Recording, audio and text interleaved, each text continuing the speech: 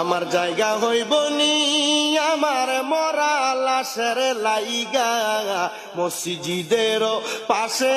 আমার কবর দিও কইরাই আমার জায়গা হইব নি আমার জায়গা হইব নি আমার মরা লাশের লাইগা মসজিদের পাশে আমার কবর দিও কইরাই আমার জায়গা হইব নি এলাকাবাসী রে আমি তোমরার ছেলে সন্তান কয়দিনের লাগিয়া মরার পরে সবাই আমায় যাবে রে বলিয়া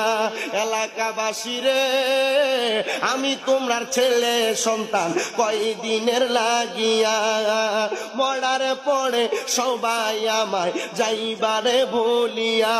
ওরে কষ্ট হইলে 3.5 হাত মাটি দিও কইরা